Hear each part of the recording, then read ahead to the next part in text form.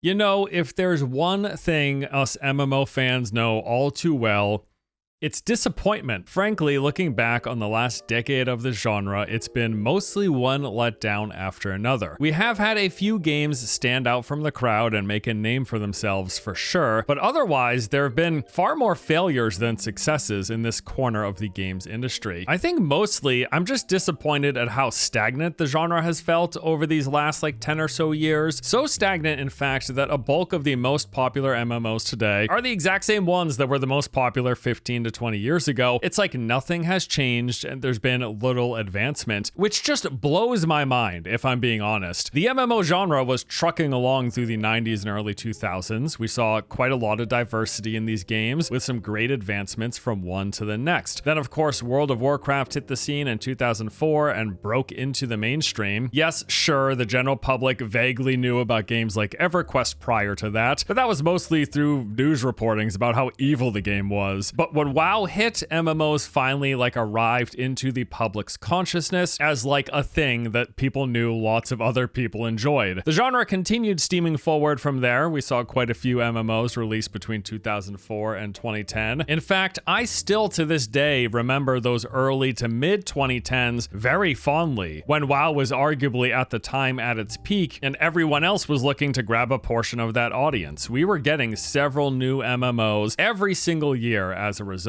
This was a great time for me personally. I mean, sure, all of these games were not bangers. I'm not looking back with rose-tinted glasses here. They weren't all great, and most of them didn't stick around, but there were a few gems in there that I thoroughly enjoyed. For example, in 2010, we had Dragon Nest and Vindictus, both games I had a lot of fun playing. Then in 2011, we saw the release of Rift, DCUO, Star Wars The Old Republic, and Terra. I played most of those as well. In 2012, we got Guild Wars 2, which is a game I still play to this day, as well as The Secret World, another game that really innovated and brought something fresh to the genre. 2013, we had Defiance, that was a lot of fun. Marvel Heroes, Neverwinter, which I absolutely loved, besides the cash shop. Then of course there was old school RuneScape, and then Final Fantasy XIV saw A Realm Reborn that year. And then in 2014, holy crap, what a year that was, with the ArcheAge beta, unarguably the best iteration of that game. There was Elder Scrolls Online, which is another game that I still play every single year. Black Desert Online I was absolutely obsessed with for quite a while, and then both Firefall and Wildstar, both of which I also played a real lot. All of that in a single year. 2014, man, that was a jam-packed 12 months of new MMOs. Let me tell you, I had a blast. And I recall during those years just being so excited at the steps and evolutions that these games were taking. And I just assumed back then that this trend would continue going forward, and 5 or 10 years down the road, we would continue getting more new, interesting twists, takes, and advancements on the genre. Sure, I expected many of them would flop, as many prior had. I figured a few would stick around, right?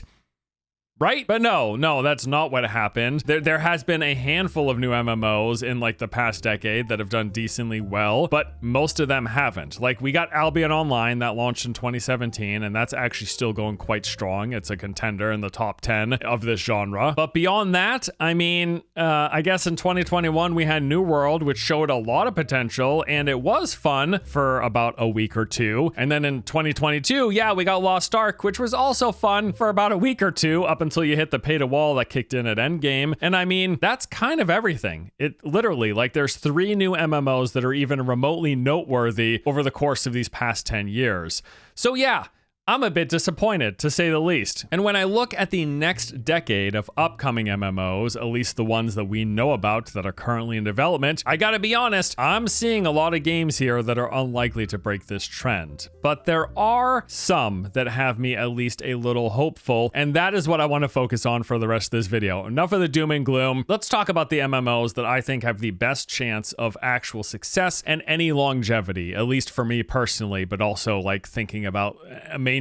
Are any of these games in the next 10 years gonna get into that top 10 list of the most popular MMOs being played by a wider audience? We'll see. Just a heads up though, this list is fairly short in terms of the number of games. Okay, so let's start off with the traditional MMORPGs. These are games that are more or less following the gold standard of the genre compared to the MMO-lites or the shared world games, some of which we will discuss. But as for the traditional MMOs, we're talking the bigger open worlds with many players visible at any given time in each of the zones with the regular questing, the dungeons, the raids, etc., the whole shebang. What are the ones I'm excited about in this category? First up is Ashes of Creation. And let me just say this up front. I am far from one of the extreme fanatics for this game. I know a lot of the people in the YouTube MMO creator space have been singing its praises from the ramparts, claiming that Ashes is going to usher in the next generation of MMOs. I don't think that's the case at all. In fact, I doubt, if I'm being honest, that this game is not, let alone going to be the savior of the genre. I'm fairly confident it's not even going to break into the mainstream. If it does see success, which I think it could, it'll likely be with a more hardcore audience. Now that said, I can't deny finding elements of this game very appealing personally, and I think there's definitely going to be some fun to be had, and I'm looking forward to it. A lot of this is due to the fact that this game is pulling direct inspiration from the likes of ArcheAge, which in my opinion had one of the all-time best open world PvP sandboxy play spaces I've ever seen. I just loved so much about ArcheAge when I played it in its alpha early beta that any game even remotely modeled after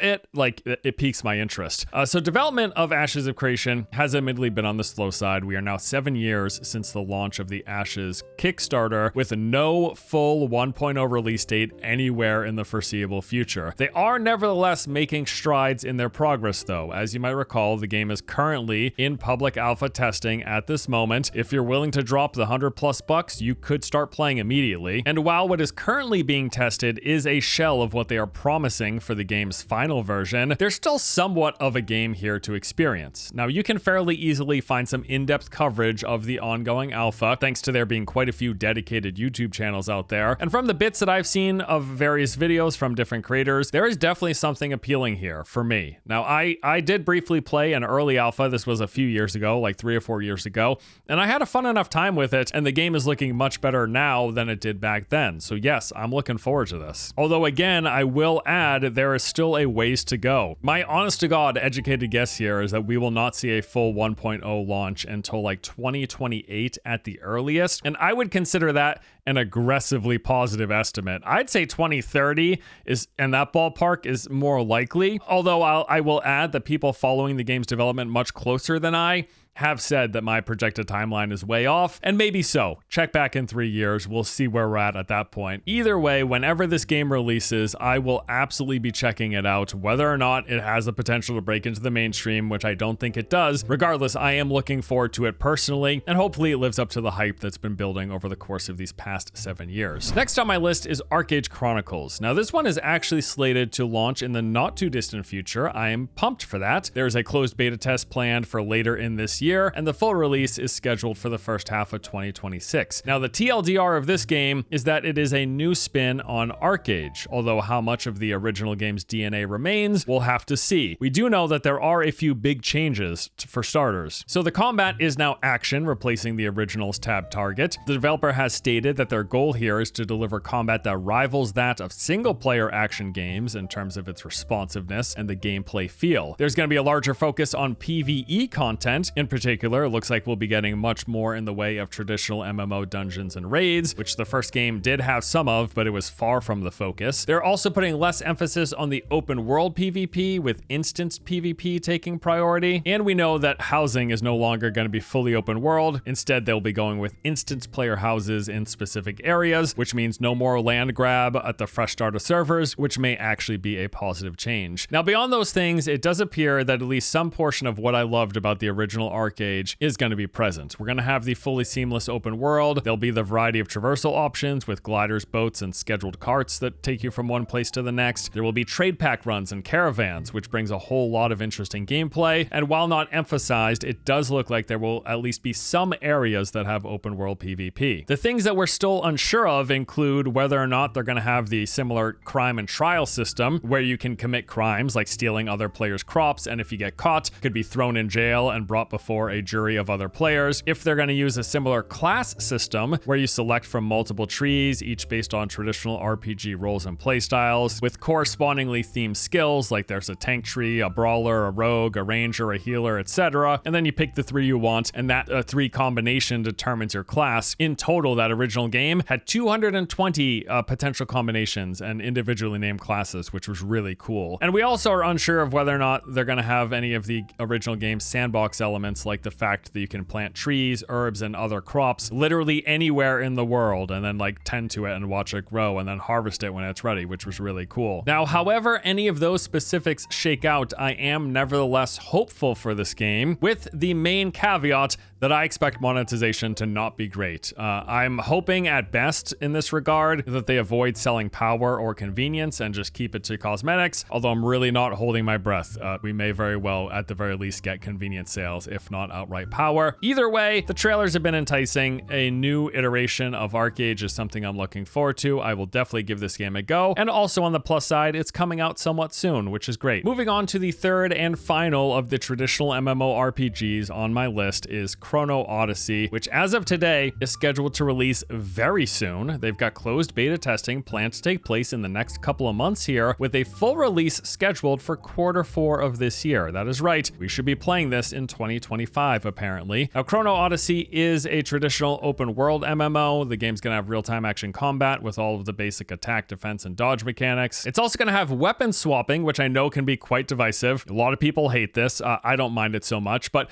one interesting note here is that not only will this weapon swapping mean changing your skill bars, but apparently they're gonna let you alternate holding weapons in one or both hands, kind of along the lines of how it works in Souls games, where you can alternate from having it in one hand or wielding it in both hands and then having one hand in an offhand, which sounds like it could be really cool. They've got 6 confirmed classes, each come with 2 weapon specializations. There's the swordsman, the paladin, the sorcerer, the berserker, the assassin, and the ranger. They also have a rather unique mechanic where every character has access to this ability called the Chronotector. This allows you to freeze time, rewind events, and even explore other timelines. Now, they've not really provided specifics as to how this is going to be implemented in game, but it's probably going to be along the lines of like time rewind, how it works for mages in WoW, where you can go back 5 or so seconds to the literal character position, health, and mana that you had at the time. Or maybe they're going to have like a sphere of influence where there's this bubble area in which time goes backwards or projectiles get slowed. I don't know. We'll see how it works. Beyond those things, we also know that Chrono Odyssey is going to feature an open world with seamless exploration between zones. They've got a weather and dynamic seasons that will take place. There will be open field events that they say hundreds of players can participate in. We'll also have world bosses, random procedurally generated dungeons, and large-scale realm versus realm battles, which is another way to say big group PvP. So the trailers that they've released look good, although they're clearly not representative of actual gameplay, right? I mean, this is not real gameplay here. Although again, it is a fairly decent looking and sounding traditional MMO, and it is coming out soon. I will say though, similar to ArcheAge Chronicles, I'm basically expecting the worst when it comes to monetization here. Though I would love to be surprised, I'm not expecting to be. Still, either way, I'm looking forward to kicking the tires, giving this game a ride around the block. Best I hope for is that it's fun for at least a few weeks to a month. Now, in terms of traditional MMOs currently in development that we know of and are going to be launching anytime soon, that basically does it. Like, those are the 3 that I'm actually excited for. However, there are a few MMO-lites that I'm also quite keen on,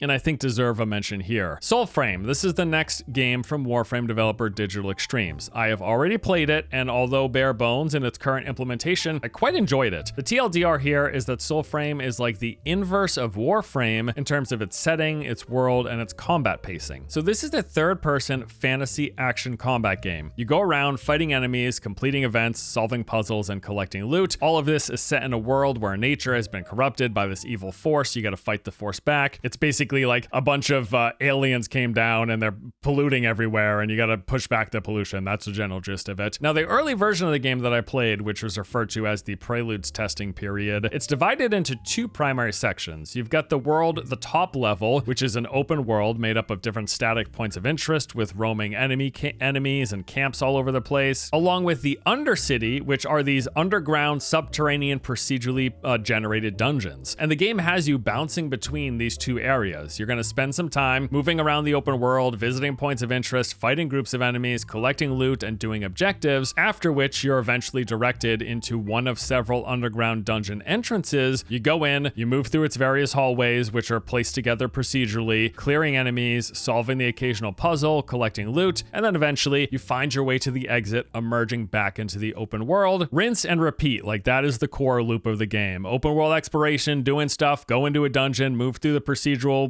place rooms and hallways, leave back into the open world, and up and down you go. You do this over and over and over again, with the primary motivation being power progression, as doing the aforementioned activities grants you experience, leveling up your character, your class, and your weapons, while you also accumulate resources and currency that are used for crafting new weapons and armor. That open world, come release by the way, is going to be a shared space from what I gather, where you will see other people running around. From what I understand, this should be along the lines of what they do in games like Destiny, where you will inhabit instances of these open world zones and other players will be coming and going. And then of course you can group up with people, you can invite your friends, but yeah, you'll see other people in this shared play space. And that's basically the gist of it. Even just this early iteration, I really like. I love the world, the lighting and environments look great. There's a lot of cool puzzles and secret rooms and mini games. NPCs in the game have a ton of character. I liked all of them, but my favorites were probably Verminia, the blacksmith, and then this little sprout creature, which is super cute. There are some early concerns, the number one of which is probably the combat. Definitely still needs a lot of work. It's quite floaty. It doesn't have a lot of impact to it. Enemies barely react half the time that you hit them, so they need to really hone in and focus on improving this. The game was also incredibly easy with almost no challenge whatsoever. Pretty much everything was face roll, and there wasn't a ton of content, but you know, it's a pre-alpha build that I was playing, so I wasn't expecting that. That said, it's still very early days, and as a baseline, I really like this. I'm not even sure if they're going to be entering early access this year, but whenever this comes out, I am playing it 1000%. I already really enjoy the basic skeletal framework they have. I can't wait to see them flesh it out even more. Dune Awakening. I have talked about this game a lot, maybe too much, but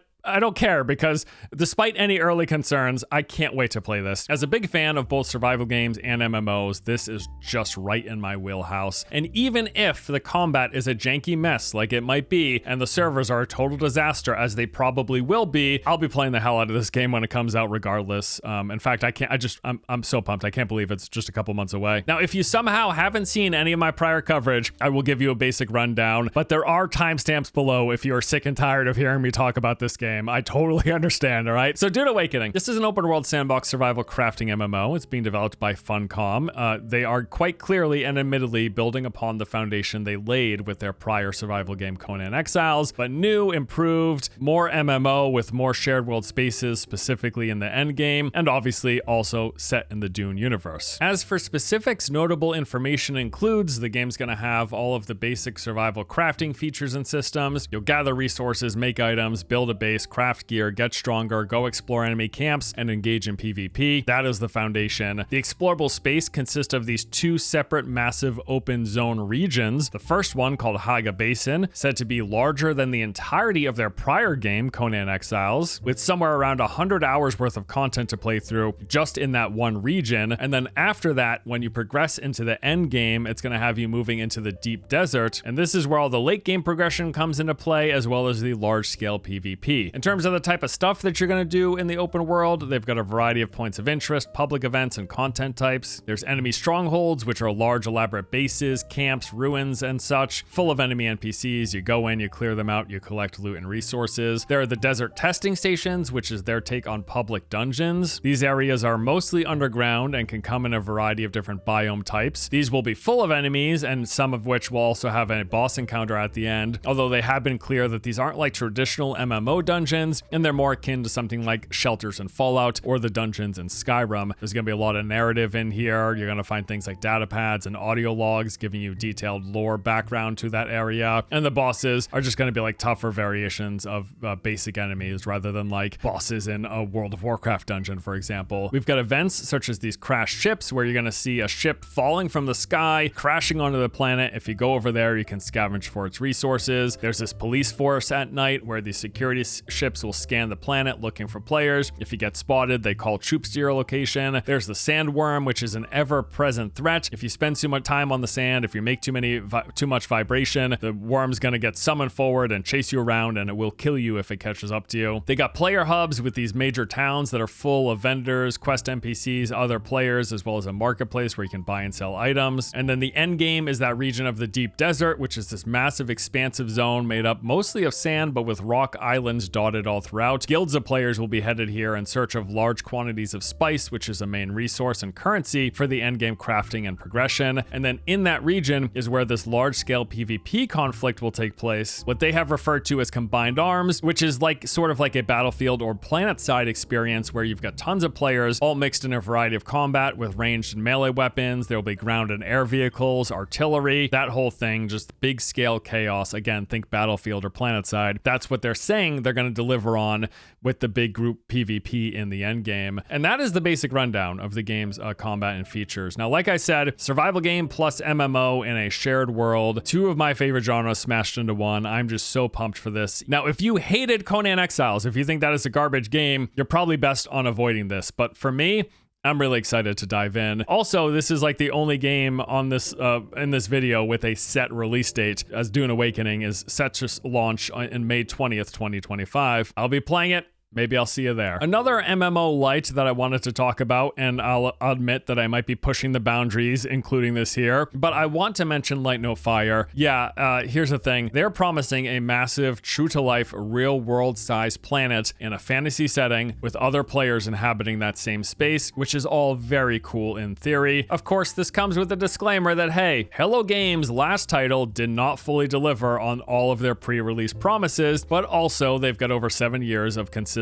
free updates that they've added to that game to the point where it is widely considered quite good. No Man's Sky is one of those titles that's like quietly super popular with a large dedicated fan base, and they seem to be doing very well for themselves. So as for details here about Light No Fire, they said it's more ambitious than No Man's Sky despite taking place on a single planet. Their goal is to deliver a lot more depth and detail in that explorable space and say it should feel less shallow. They claim to have built a game that is Earth-sized, an entire planet with a lot of various places to visit, mile-high mountains from on the top of which you're going to see rivers, canyons, oceans, and continents beyond, all of which can be traversed to and explored. Sean called Light No Fire the first, quote, real open world, something without boundaries, with us getting some glimpses of that in the trailer. It was also said that they're going to let everyone play together, alluding to this being a big shared space, but because it's so big, you're not actually likely to see everybody. You will come across other people. Now, they also promised that in No Man's Sky and weren't able to deliver on it at launch, but it is now the case that you regularly see other people in that game. So I'm fairly confident that they are actually going to do what they say they're doing here. And then finally, they say they want to bring the depth of a role-playing game to the freedom of a survival sandbox with Light No Fire. And while the focus of the reveal centers on the scope of the planet, the final game is going to have a lot more traditional RPG features with character creation, going through a sprawling fantasy story, a lot of gear and progression systems, a large variety of enemies, bosses, and so on. Now, I know I'm not alone in thinking this could be something special. I think probably my biggest hope, though, is that they can really have a lot more depth and way more interesting combat than No Man's Sky had. And if they can deliver on that in this fantasy shared world that they're pitching,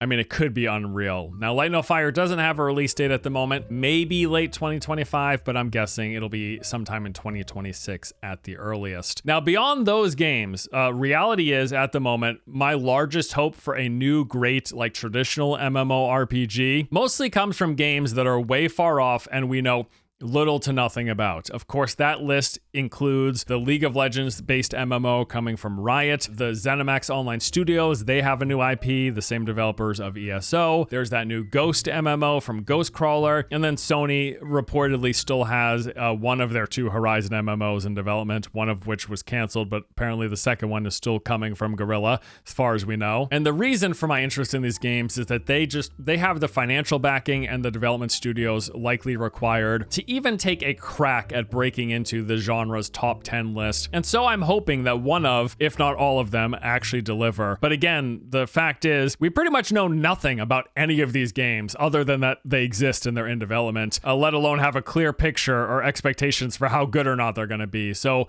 really, it's just wishful thinking at this point. Now, there are way more MMOs on the horizon than what is covered in this video. But to be frank, I just don't have a large degree degree of hope for most of them, in the sense that I don't see them having the sort of staying power any of the genre's current heavy hitters have. Although I would love to be wrong, genuinely. Like, just take a look at my yearly list video for every upcoming MMO, and you're gonna see 30 plus games that are currently in development set to release in like the next 5 or so years. Maybe a few of them exceed my expectations for both my personal enjoyment, but also in terms of large scale success. I hope so. In fact, I'll say that there is inevitably going to be some MMOs launching in the next 3, 5 to 10 years that do catch fire, and that is something that I entirely welcome. In fact, I'm praying that happens. But as of now, the games I'm most interested in and excited about, yeah, it's pretty much Ashes of Creation, ArcheAge Chronicles, and Chrono Odyssey as for the traditional MMOs, then followed by those MMO-lites or shared world bunch, which includes Soulframe, Dune Awakening, and Light No Fire on the list. And then a lot of my hope for those bigger budget games are the ones we know nothing about. That Riot League MMO, the new IP from ZeniMax Online, Ghost MMO, and then Sony's Horizon MMO if they don't cancel it in the next year. Though I will add one final note.